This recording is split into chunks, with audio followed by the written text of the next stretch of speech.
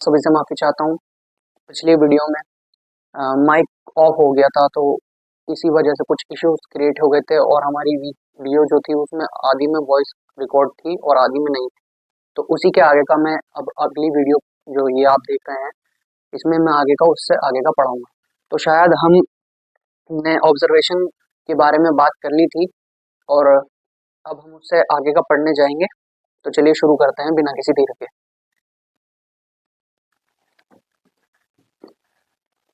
तो अब हम जो है फाइनल जो रदरफोर्ड ने मॉडल लिया था उसके बारे में बात करेंगे। तो आप हेडिंग डाल लीजिए,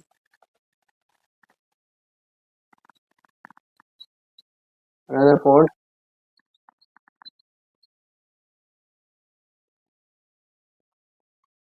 रदरफोर्ड एटॉमिक मॉडल।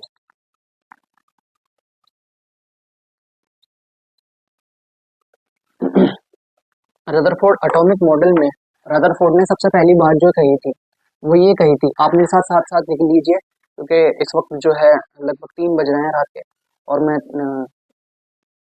अभी वीडियो बना रहा हूँ। तो हम थोड़ा टॉपिक जो है जल्दी पूरी करने की कोशिश करेंगे और ये वीडियो छोटी ही रहेगी और इससे आगे का मैं फिर अगली वीडियो में बताऊंगा। और इससे अगली वीडियो में जो है हम बात करेंगे जो मैं इसमें आपको फॉर्मूला बताऊंगा एक रेडियस न्यूक्लियस की रेडियस का।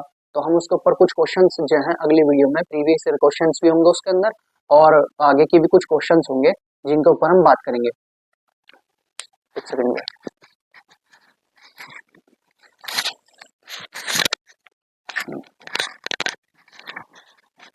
तो सबसे पहली बात जो रदरफोर्ड ने कही थी वो ये थी, most of the space in the atom is empty. अब इन्होंने ये बात क्यों कही इसके ऊपर भी मैं आपको बताता हूँ। तो आप इससे पिछले मॉडल के ऊपर थोड़ा ध्यान दीजिए। मान लीजिए ये कोई एटम है, जैसा कि थॉमसन ने कहा था कि जो एटम होता है उसके पूरे सरफेस एरिया में ऐसे इस तरह से पॉजिटिव चार्ज जो है डिस्ट्रीब्यूट होता है और यहाँ कहीं कहीं ऐसे थोड़े थोड़े गैप पर जो होते हैं इलेक्ट्रॉन इम्बेडेड होते हैं। तो अगर मैं रदरफोर्ड के मॉडल के हिसाब से इस पर अल्फा पार्टिकल यानी कि हीलियम प्लस प्लस की बम्बार्डेड कराता हूँ तो रदरफोर्ड ने ये बताया था कि लगभग 20,000 में से कोई एक अल्फा पार्टिकल रिबाउंस हुआ। अगर हम इसमें देखें तो ये तो पूरा ही सरफेस एरिया इसका पॉजिटिव है। अगर अल्फा पार्टिकल इससे जाकर टकराएंगे तो डेविएट होकर सारे ही वापस आ जाएंगे। तो इस वजह से रदरफोर्ड ने कहा कि कोई एक पर्टिकुलर एरिया है जहां पर प्लस चार्ज मौजूद है और जो बाकी एरिया है वो एम्प्टी है। अब अगला पॉइंट इसी के साथ हम लिखेंगे। पहले पॉइंट लिखने से पहले आप थोड़ी देर समझ लीजिए। तो हमने इस बारे में बात करी। तो जब रदरफोर्ड इस बारे में फर्दर रिसर्च कर रहे थे कि उसका कोई पर्टिकुलर मतलब ये स्पेस जो है खाली है, तो उन्होंने पॉजिटिव चार्ज के बारे में पता करना शुरू करा कि एक जो पॉजिटिव चार्ज होता है वो एक जगह पर कहीं कंसंट्रेटेड होता है। अब आपसे मैं अगर पूछूं कि वो पॉजिटिव चार्ज कहाँ कंसंट्रेटेड होगा तो आज आप बता देंगे। तो उस वक्त पर अगर वो सोच रहे होते तो वो यहाँ नहीं देखते, यहाँ नहीं देखते, वो यहीं देखते, क्योंकि किसी भी बॉडी का सिमेट्रिकली देखना ज्यादा बेहतर होता है। अगर वो यहाँ होते तो आप सोचिए किस तरह से एटम होता, अजीब हो जाता। तो उन्होंने सिमेट्रिकल बॉडी को प्रिफर किया। तो जब इन्होंने इस पर फर्दर रिसर्च की तो इन्होंने रदरफोर्ड ने जो है न्यूक्लियस की रेडियस के बारे में पता करा और इसी रिसर्च के चलते चलते उन्होंने रेडियस से ये पता लगाया कि जो रेडियस होती है वो डिपेंड करती है मास नंबर पे और मास नंबर जो होता है वो मास नंबर जो होता है वो प्रोटॉन प्लस न्यूट्रॉन से मिलकर बना हुआ होता है। मास नंबर जो होता है वो प्रोटॉन प्लस न्यूट्रॉन से मिलकर बना हुआ होता है। तो इसी वजह से न्यूक्लियस में इन्होंने कहा कि प्रोटॉन और न्यूट्रॉन जो होते हैं मौजूद होते हैं। न्यूट्रॉन का वेट थोड़ा ज्यादा होता है, मगर वो हमारे टॉपिक में नहीं है, तो हम उसके ऊपर इतना कुछ चर्चा नहीं करेंगे। तो हम यहाँ पर मैं लिख देता हूँ आपको, अब समझने में ज्यादा आसानी होगी कि proton and neutron, proton and neutron is concentrated concentrated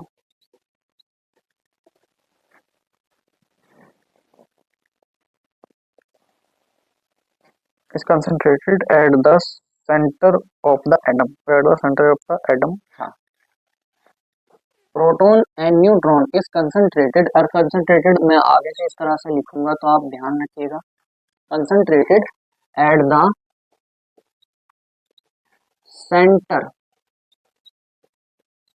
of, at the centre of the atom. I hope आपको ये समझ में आ रहा होगा। और उसको उन्होंने बोल दिया न्यूक्लियस।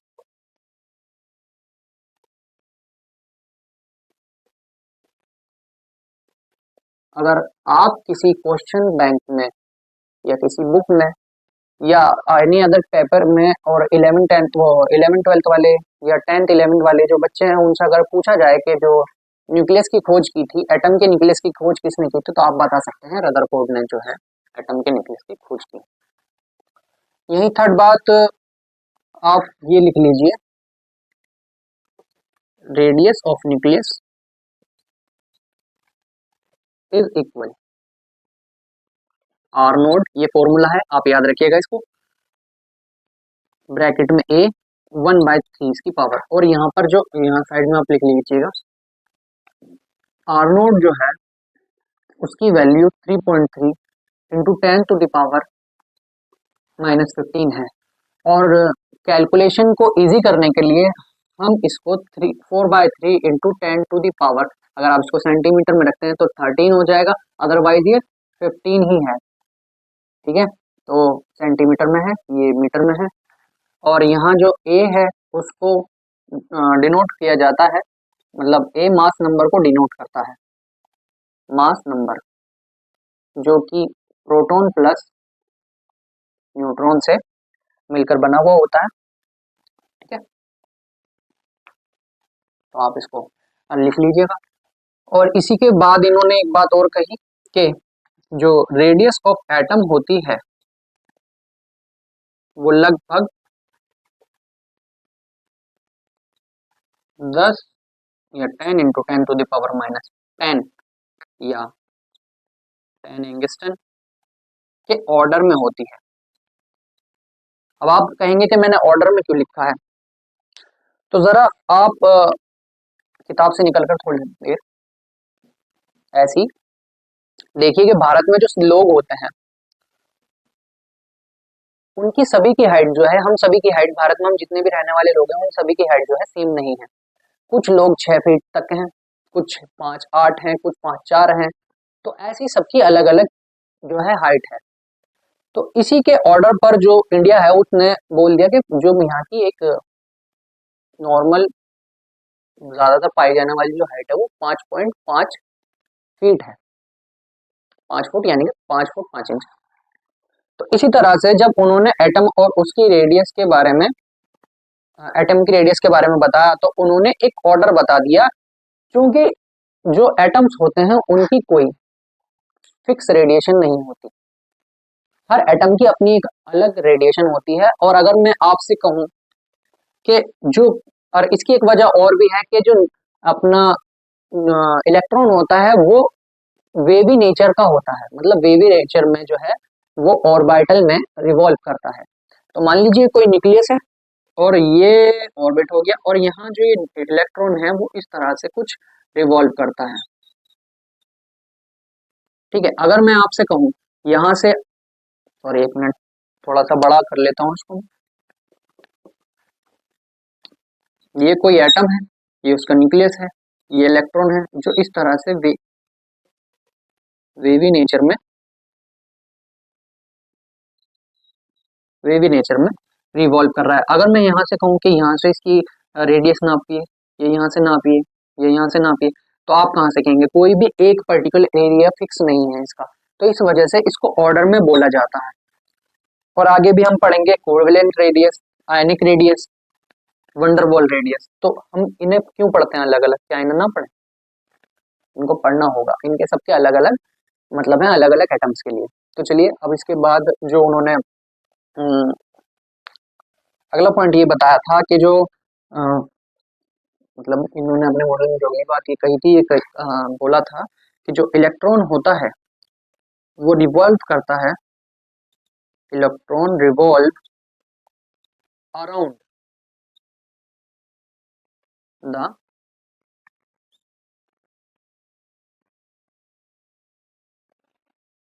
Nucleus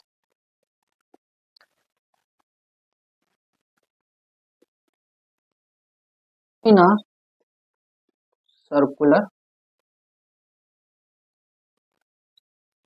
path. जो इलेक्ट्रॉन होता है वो रिवॉल्व करता है एक न्यूक्लियस के चारों ओर एक सर्कुलर पाथ में।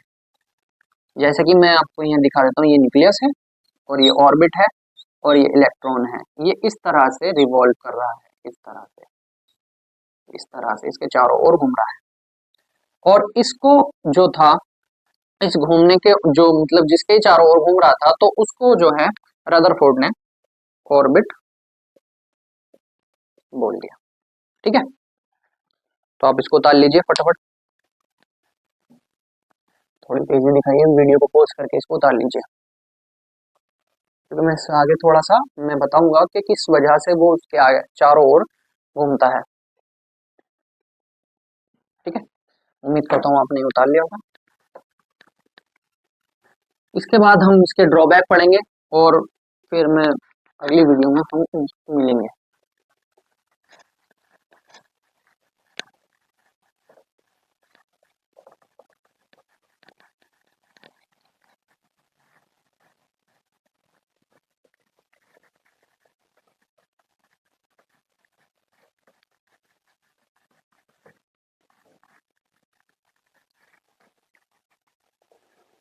जैसा कि आप सभी ने जो है ग्रेविटेशनल फोर्स, सॉरी, आपने फिजिक्स के अंदर जो है एक चैप्टर ग्रेविटेशन होता है उसको पढ़ा होगा, और तो वहां पर हमें बताया जाता है कि जो सन होता है अदर प्लैनेट्स के चारों ओर रिवॉल्व करता है। ठीक है, तो हम अदर प्लैनेट्स को नहीं लेते, यहाँ अर्थ को ले लेते हैं हम।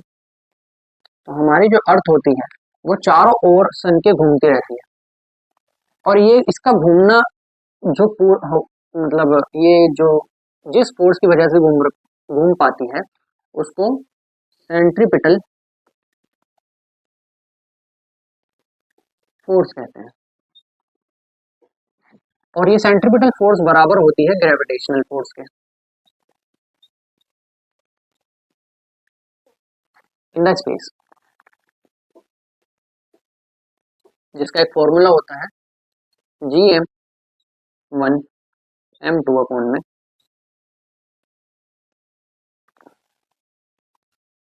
r²। ठीक है, वही जो अब इसके कॉन्सेप्ट से आप समझने की कोशिश करिएगा कि इलेक्ट्रॉन किस तरह से घूमता है। तो मान लीजिए एक न्यूक्लियस है, इसको मैं न्यूक्लियस नाम दे देता हूँ, और ये कोई ऑर्बिट है जिसमें हमारा इलेक्ट्रॉन जो है वो रिवॉल्व कर रहा है। ठीक है, तो ये किसकी वजह से रिवॉल्व करता है? यहाँ पर भी ये सेंट्रीपिटल फोर्स की वजह से, सेंट्रीपिटल फोर्स की वजह से रिवॉल्व कर पाता है। और यहाँ ये इलेक्ट्रो, जैसे कि मैं पहले भी बता चुका हूँ कि जो थॉमसन के मॉडल में मैंने आपको बताया था कि जो न्यूट्रॉन और प्रोटॉन है वो एक दूसरे से इंडिपेंडेंट होते हैं, इलेक्ट्रोस्टैटिक फोर्स वहां पर बैलेंस हो जाती है, वहां पर भी इलेक्ट्रोस्टैटिक फोर्स मौजूद होती है। तो यहाँ सेंट्रीपिटल फोर्स जो है वो इलेक्ट्रोस्टैटिक फोर्स के बराबर होता है। इलेक्ट्रोस्टैटिक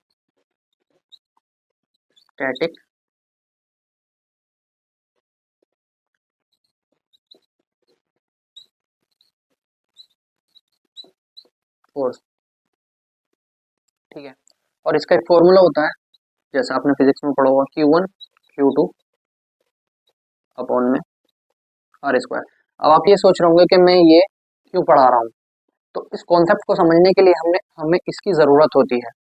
और ये जो K होता है इसकी एक वैल्यू होती है इन सीजीएस के अंदर जो वैल्यू होती है, क्योंकि मैंने ये ऑब्जर्व किया है कि जो मोस्ट ऑफ बच्चे होते हैं उनकी फिजिक्स अच्छी होती है पर केमिस्ट्री अच्छी नहीं होती।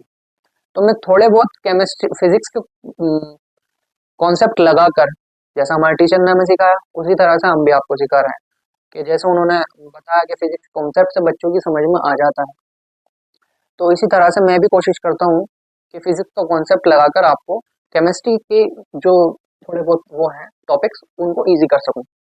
तो सीजीएस में जो क्या की वैल्यू होती है वो 1 होती है, और इन एसआई यूनिट में जो होती है, एसआई यूनिट में जो के की वैल्यू होती है वो 9 होती है।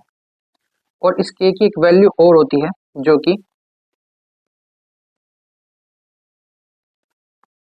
1/4 पाई एप्सिलॉन नोट। और ये एप्सिलॉन नोट जो होता है इन वैक्यूम, अब मैंने यहाँ पर आपको क्यों बताया, अगर मैं वहां से आपको समझा देता डायरेक्ट कि इलेक्ट्रॉन और प्रोटॉन को जो बीच इलेक्ट्रोस्टैटिक फोर्स होता है वो बहुत ज्यादा होता है, अगर मैं आपसे कहना लगूंगा इस इलेक्ट्रोस्टैटिक फोर्स को कम कर दीजिए, तो आप किस तरह से करेंगे। तो मैंने इसी वजह से कॉन्सेप्ट आपको समझाया।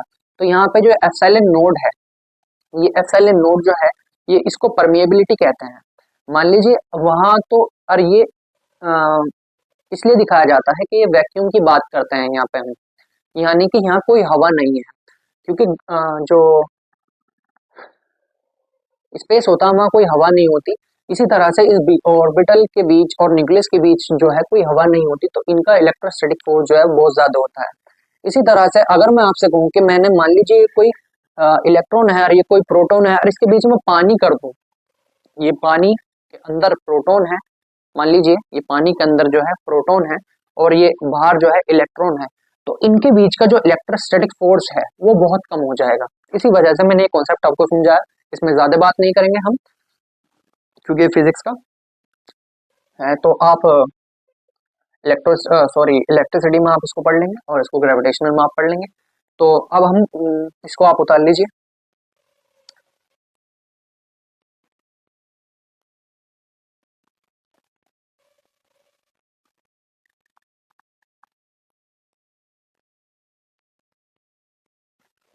उम्मीद करता हूँ आप सभी ने अब तक उतार लिया होगा। तो चलिए अब जो है हम रदरफोर्ड के ड्रॉबैक्स के बारे में बात करेंगे।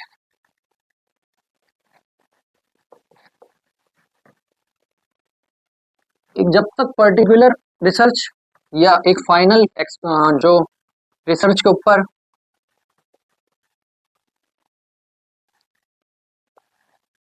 रिसर्च पूरी नहीं होती जब तक, तब तक उसके ऊपर रिसर्च चलती रहती है, और नए नए साइंटिस्ट आकर जो पुराने साइंटिस्ट होते हैं उनके एक्सपेरिमेंट्स को वो बेकार बता देते हैं। तो इसी तरह से जब रदरफोर्ड ने अपना एक्सपेरिमेंट दिया, इन्होंने इतनी पढ़ाई करी, इन्होंने न्यूक्लियस बता दिया, इन्होंने ऑर्बिट बता दिया, इन्होंने ये बता दिया कि किस तरह से वो घूमता है, मगर जब इनसे कुछ सवालात हुए तो ये उन्हें बताने में असमर्थ रहे, यानी उन्हें बता नहीं पाए सीधे से। तो तो इसके इनके इस मॉडल का भी ड्रॉबैक आ गया। तो हेडिंग डाल लीजिए मेरे साथ,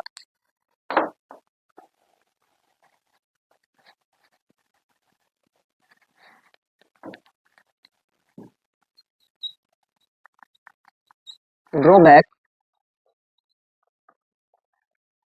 ऑफ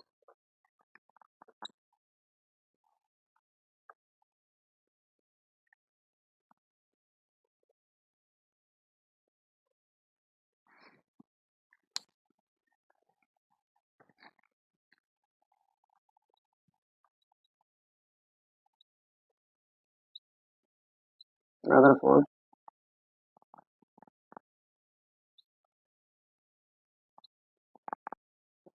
एटॉमिक मॉडल। तो इनका सबसे पहला ड्रॉबैक जो था, ये किसी भी एटम की जो स्टेबिलिटी थी उसको नहीं बता पाए। तो सबसे पहला पॉइंट आप ये डाल लेना कि it's is unable to explain stability of atoms.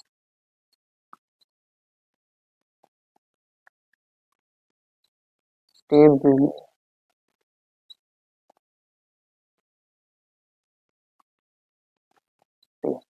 Of atoms. अब दूसरा पॉइंट समझने से पहले आप थोड़ा ध्यान दीजिए इस बात पर।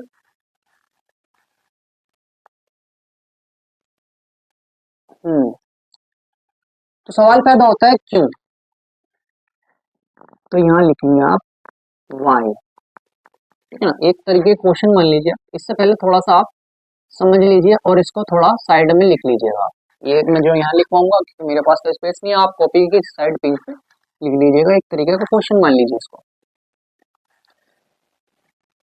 अगर मैं आपसे कहूँ, जैसा कि आप सभी जानते हैं कि जो सेम चार्ज के पार्टिकल्स होते हैं, मान लीजिए ये प्लस क्यू है और ये भी प्लस क्यू है, तो जो सेम चार्ज के पार्टिकल्स या सेम चार्ज के जो मॉलिक्यूल या एटम वगैरह होते हैं, सॉरी, जो सेम चार्ज के पार्टिकल ही होते हैं या चार्ज होते हैं, उनमें रिपल्शन होता है। तो यहाँ लिख लीजिए आप, साथ साथ लिख लीजिए ताकि याद रहे। सेम चार्ज में रिपल्शन रिपेल करते हैं, या फिर लिख लीजिए ऐसे करते हैं ऐसी हिंदी में लिख लीजिए इसको, ठीक है ना। जिनको पता है वो ना लिखे और जिनको नहीं पता है तो वो लिख लीजिए, ठीक है ना। अब बात यहाँ पे आती है कि अगर मैं आपसे कहूँ कि दो सेम क्वालिटी के वायर्स हैं और उनमें एक ही डायरेक्शन में करंट फ्लो हो रहा है, तो उनके बीच में इसका अपोजिट होता है। इसमें मैग्नेटिक फील्ड की वजह से अट्रैक्शन जो है जनरेट हो जाता है। तो यहां आप लिख लीजिए, अगर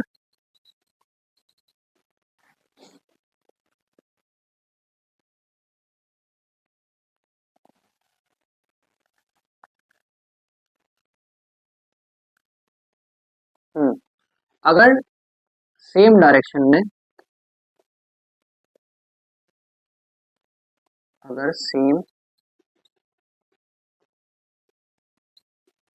डायरेक्शन में करंट फ्लो होता है तो वायर्स के बीच, तो या तब उन वायर्स के बीच अट्रैक्शन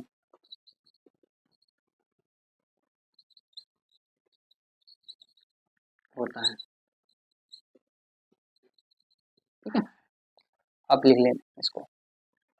तो इससे समझने की कोशिश कीजिएगा जो मैं आप बताने जा रहा हूँ।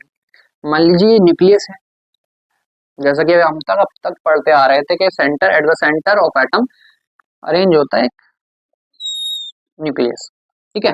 और ये इलेक्ट्रॉन इसके ऑर्बिट के चारों ओर घूम रहा है। अगर चार्ज है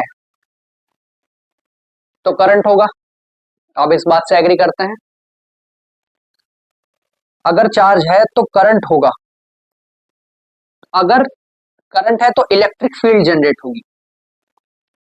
तो और अगर इलेक्ट्रिक फील्ड जनरेट होगी और ये चार्ज मूव करेगा तब मैग्नेटिक फील्ड जनरेट होगी, क्योंकि इसकी कभी ये चार्ज यहाँ होगा, कभी ये चार्ज यहाँ होगा, कभी इलेक्ट्रॉन यहाँ होगा, कभी इलेक्ट्रॉन यहाँ होगा, और इसके ऊपर चार्ज है जो जिसकी एक जो एक वेरिएबल मोशन को दर्शा रहा है, यानी बता रहा है। ये चार्ज जो आप देख पा रहे हैं ये वाला, ये एक वेरिएबल मोशन को बता रहा है। जैसे कि आप सभी जानते हैं कि करंट जिधर डायरेक्शन में फ्लो होता है, इलेक्ट्रॉन उसकी अपोजिट डायरेक्शन में फ्लो होता है। मान लीजिए इलेक्ट्रॉन इधर को रिवॉल्व कर रहा है तो करंट इस तरह पैदा हो रहा होगा, ठीक है।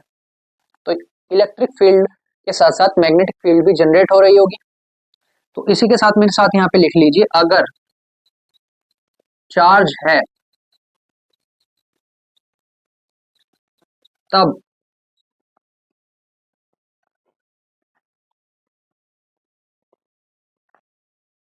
अगर चार्ज है तो इलेक्ट्रिक फील्ड जनरेट होगी और इलेक्ट्रॉन वेरिएबल मोशन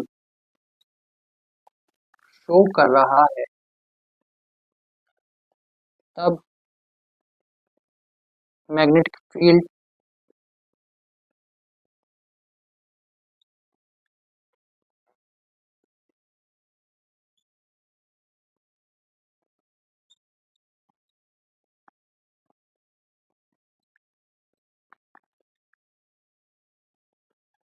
जनरेट होगी।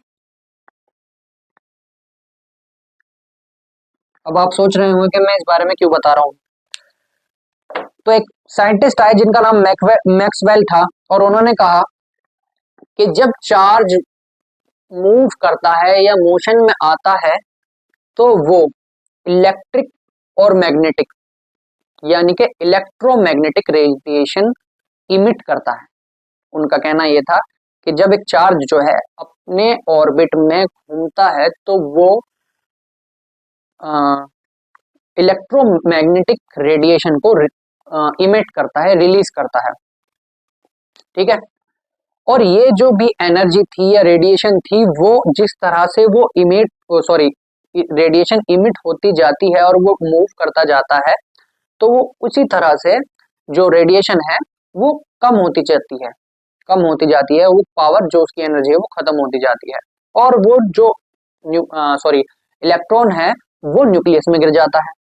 तो ऐसा तो होता नहीं है जैसा आप देखते हैं, ऐसा आज के टाइम हमने देखा है कि नहीं होता, मगर उस टाइम में वो एक्सप्लेन नहीं कर पाए, सॉरी मैक्सवेल ने बताया और रदरफोर्ड उस बारे में बता नहीं पाए। तो चलिए इसको आप लिख लीजिए। अब मैं बस ड्रॉबैक लिखवा कर और वीडियो का एंड करता हूँ। तो बस इसके नीचे ही लिख लेंगे, आपने शायद लिख लिया होगा, तो मैं इसको रफ करता हूँ।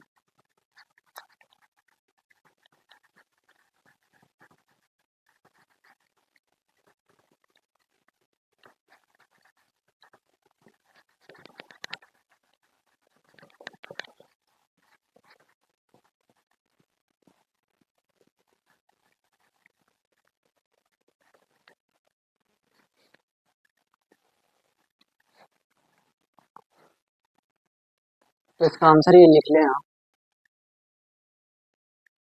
According to Maxwell, according to Maxwell when a charge particle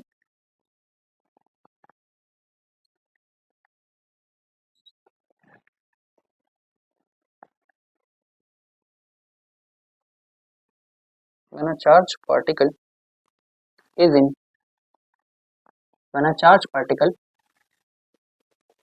is in variable motion,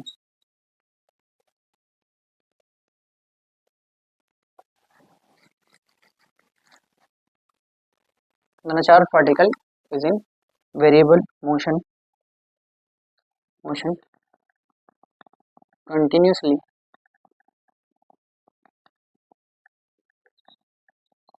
continuously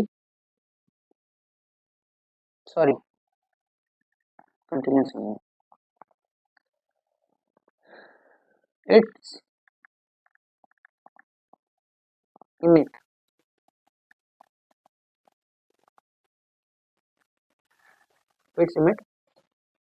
electromagnetic radiation.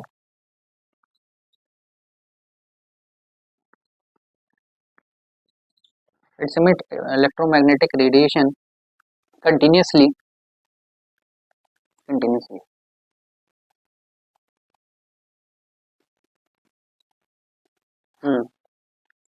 Continuously.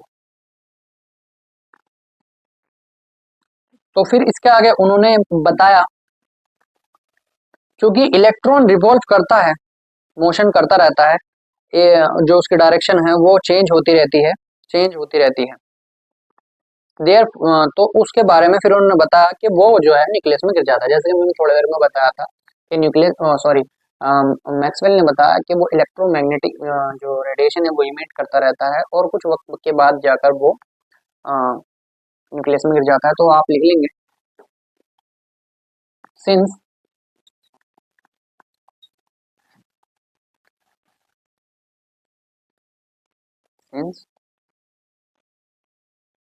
Electron variable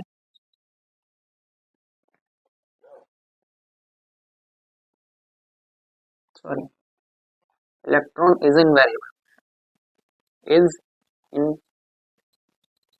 variable motion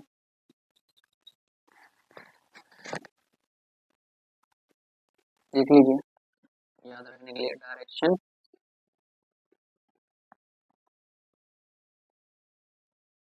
change हो रही है,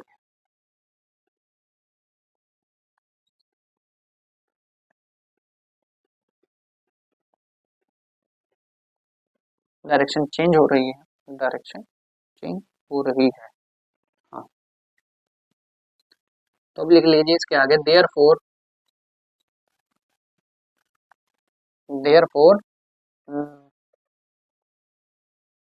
इलेक्ट्रॉन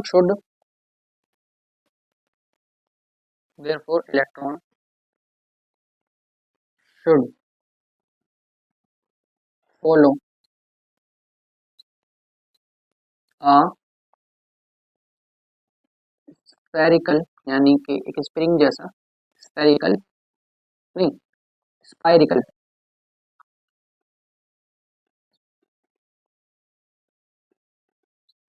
पाथ। जैसे स्पाइरल आप खरीद के लाए होंगे कभी, तो एक इस तरह से स्पाइरिकल, ऐसे मैं अभी दिखाता हूँ, स्पाइरिकल पाथ को फॉलो करता है and fall down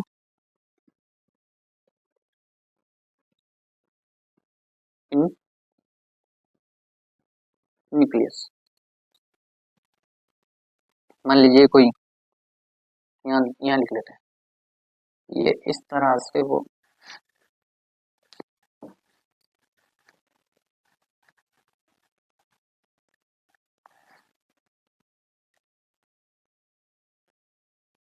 fall down fall into the nucleus, लिख लीजिए। ये कोई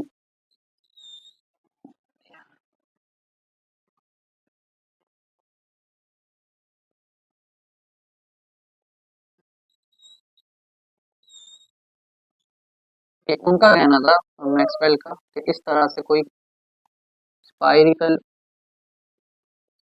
पाथ होता है और इलेक्ट्रॉन इसमें इस तरह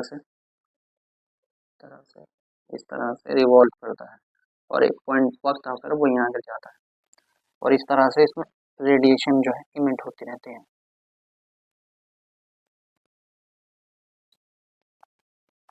ठीक है, तो आप इसको उतार लीजिए जल्दी, या अभी रुको। इसका जो दूसरी बात, हाँ इसके बारे में दूसरी बात ये थी कि वो एटॉमिक स्पेक्ट्रम को भी नहीं बता पाए थे, कुछ ज़्यादा डिटेल नहीं दे पाए थे, वो इलेक्ट्रॉनिक कॉन्फ़िगरेशन के बारे में और हाइड्रोजन स्पेक्ट्रम को भी वो एक्सप्लेन नहीं कर पाए थे। तो आप इस चीज़ को भी लिख लीजिएगा कि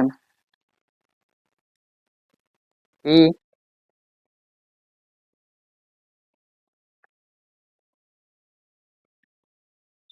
unable to explain atomic spectrum.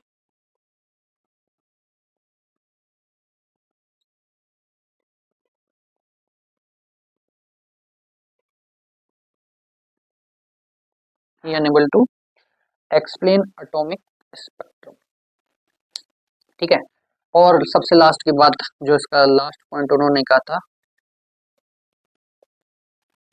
does not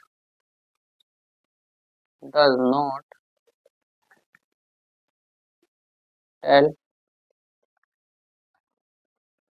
anything about does not anything about electronic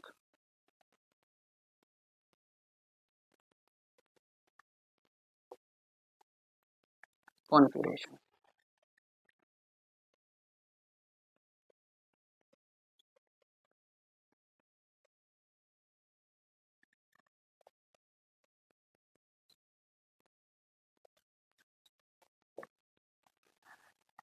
तो ये लिख लिया।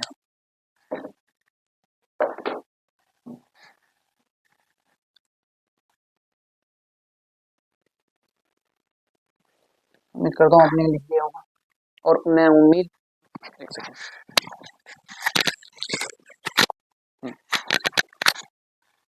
मैं उम्मीद करता हूँ आज जो मैंने जितना भी आपको समझाया है वो आपकी समझ में आया होगा। और जो हिंदी मीडियम वाले बच्चे हैं, यूपी बोर्ड के, सीबीएसई बोर्ड के, या जो भी इस वीडियो को देख रहे हैं, नीट वाले, 11th वाले, 12th वाले, 10th वाले भी, वो ये भी मतलब कोशिश किया करें इंग्लिश में पढ़ने की। जो यूपी बोर्ड वाले बच्चे हैं खासतौर से उनके लिए मैं कह रहा हूँ कि अगर तुम्हें किसी तरह से दिक्कत होती है इंग्लिश में पढ़ने की, तो तुम ट्राई किया करो। नहीं आ रहा तो उस जो वर्ड है उसको हिंदी कर लो, खुद से माइंड से बनाओ, कोशिश करो। कोशिश करने से हो जाता है। जब तक तुम कोशिश नहीं करोगे, हिंदी के पीछे भागते रहोगे, तब तक कुछ नहीं आएगा। एक ना एक दिन जाके तो आपको इंग्लिश बोलनी है। आगे जब तुम कामयाब हो जाओगे, बड़ी जगह पे बैठोगे, तो आप वहां पर हिंदी बोलोगे। कोई आपसे इंग्लिश में बात कर रहा होगा, तब समझ में नहीं आएगा तो अच्छा थोड़े लगेगा। तो आप कोशिश किया करें। हम सब एक ही जैसे हैं, मैंने भी कोशिश करके इतना कुछ सीखा है, आप भी कोशिश कीजिए। और अगर कुछ इसके अंदर कमी रह जाती हो तो मुझे कमेंट सेक्शन में बता दिया करें। आगे आपको जिस तरह से भी क्वेश्चंस की रिक्वायरमेंट है वो मुझे कमेंट सेक्शन में आप बता दीजिए। बाकी तो मैं अपनी तरफ से जो हमने उस फॉर्मूले को पढ़ा था उसके ऊपर कुछ क्वेश्चन करेंगे हम, और कुछ प्रीवियस क्वेश्चन भी मैं कराऊंगा आपको। तो चलिए मिलते हैं अगली वीडियो।